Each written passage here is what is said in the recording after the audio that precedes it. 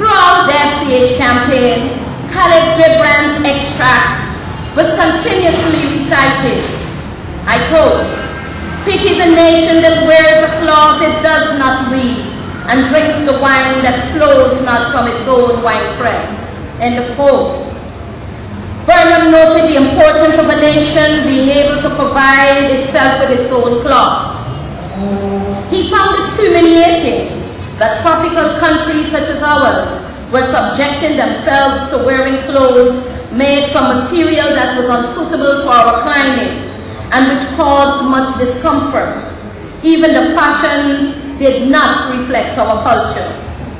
Thus, we saw the Guyana National Service's cultivation of cotton at its Kimbia base, and many of us will remember the song, "Cotton Comes to Kimbia Again." The establishment of the Sonata Textile Mill, a gift from the People's Republic of China, facilitated the process of the picked cotton being transformed into fabric. The mill provided employment for many young Guyanese, such as myself.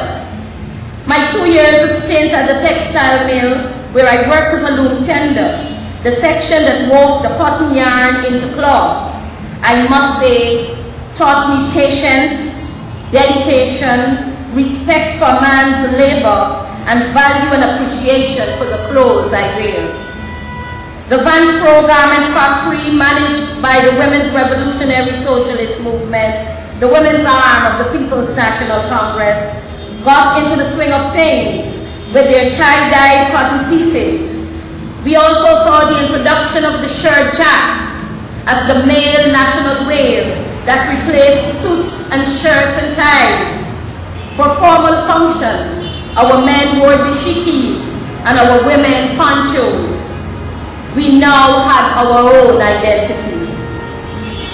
Forbes Burnham knew that adequate housing was a primary aspect of nation building. Guyana, with its 83,000 square miles and a population then of under 1 million, provided sufficient land that every Guyanese could own their own home. Forbes Burnham did not just talk about housing. He ensured that systems were in place and that every citizen had access to the necessary support mechanisms. The construction of homes were to be done by self-help projects. This was the method of sharing and utilization of skills for the development of the community. Financing for such projects were made available by the cooperatives, credit unions, and the Guyana Mortgage Finance Bank, the agency that was established to provide loans to persons who were engaged in the construction of their homes at low interest rates. Public servants were encouraged to take advantage of this opportunity, and some heeded the call, which led to the establishment of many new housing schemes, such as Melody Damashana, North and South Rumpelt, Tocqueville, Stevedore and Postal Housing Schemes, Tuckborough Housing Scheme, and many others. Guyanese were even encouraged to take up residence in the interior locations. During this period, timber cultivation was overly encouraged, and the Chinese government once again presented the Guyanese people with the gift of the Bellu clay brick factory. Burnham knew that if the process of home ownership was to be effective, then building materials had to be made readily available and cheap.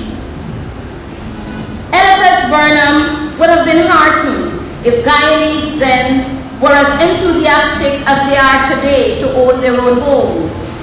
Hence we see that the current land allocation program is a replica of Burnham's Housing the Nation initiative.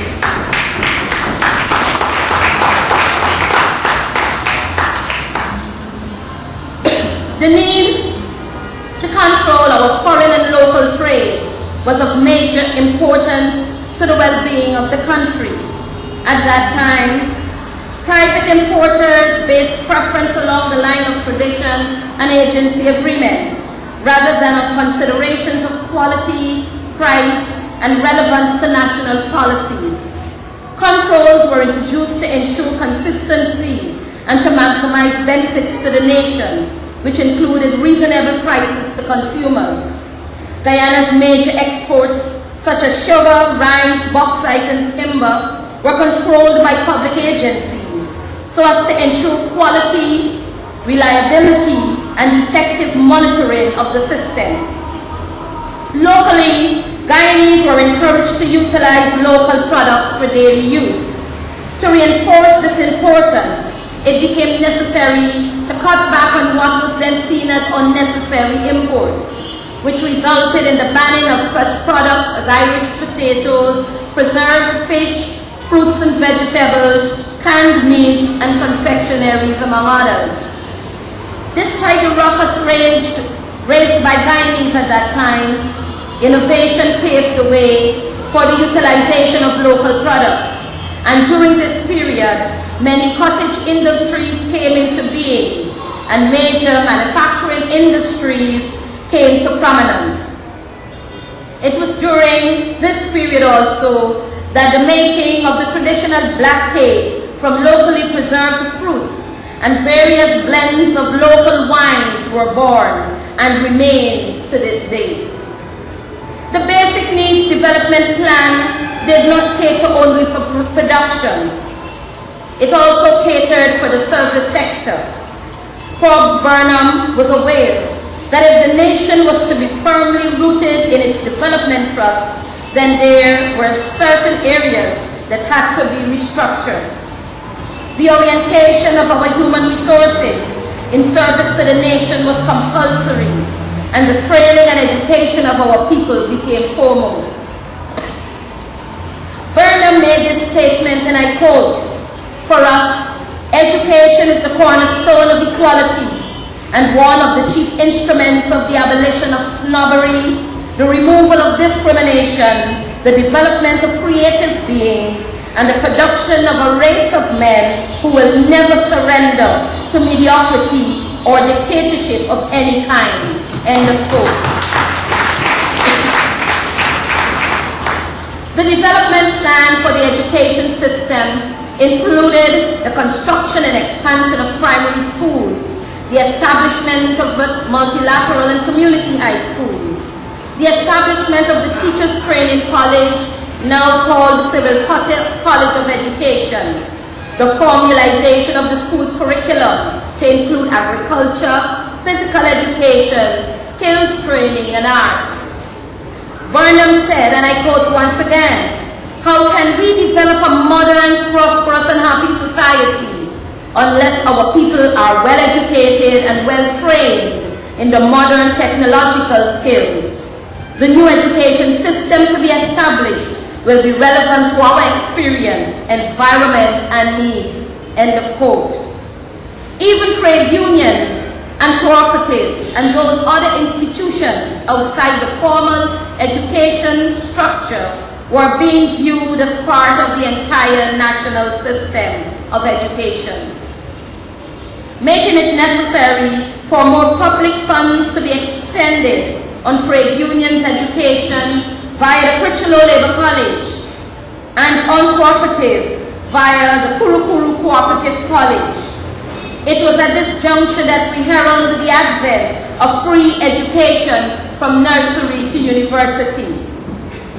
The much referred to cooperatives, the main component of the development plan, was the support machinery to economic growth through the Kurukuru Cooperative College and several other cooperative institutes set up to provide orientation and training for the effective management and running of cooperatives.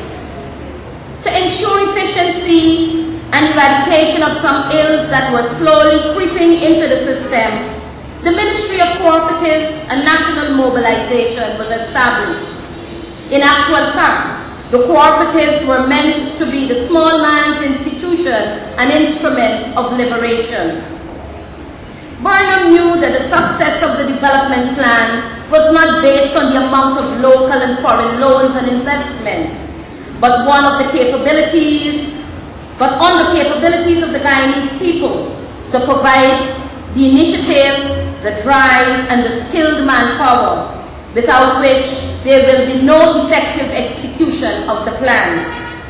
He knew that greater opportunities for all could only be created if there was sound planning and cooperation, and not, as he said, on guesstimates and hunches, or on the foundation of past experiences.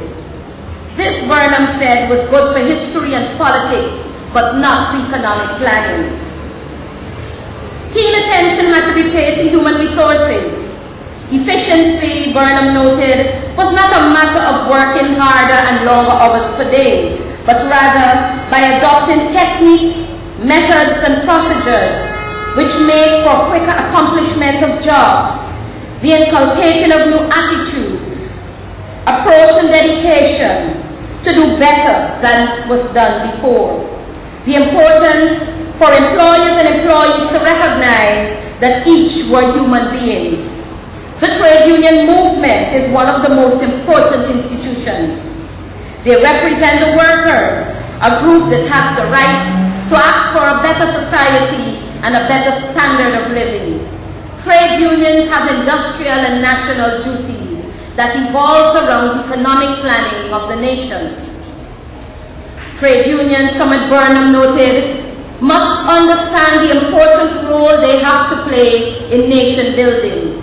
Theirs was the task to ensure that employers understood that they must not just only seek to obtain profits at all costs and in all circumstances, and on the other hand, to equally educate the workers that they should not just seek only to obtain better wages, conditions, and fringe benefits at all costs and in all circumstances, but rather that it was realistic for all to regard the good of the country and the economy of the nation. The training of those identified to serve as diplomats in the Foreign Service was mandatory, hence the formulation of the diplomatic training course for potential officers. Burnham said, and I quote, "A diplomat cannot be an unlearned idiot who has crammed himself through some formal university course. He must be well-read, not superficial.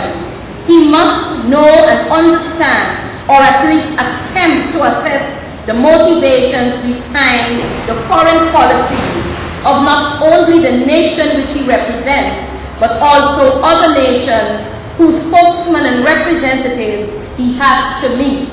End of quote. This innovation did Guyana's Foreign Service well, for we witnessed at that time the best corps of diplomats ever deployed from Guyana to our overseas missions. The truth of this lies in the fact that many, on completion of their tour of duty, were offered and took up prestigious positions with world organizations.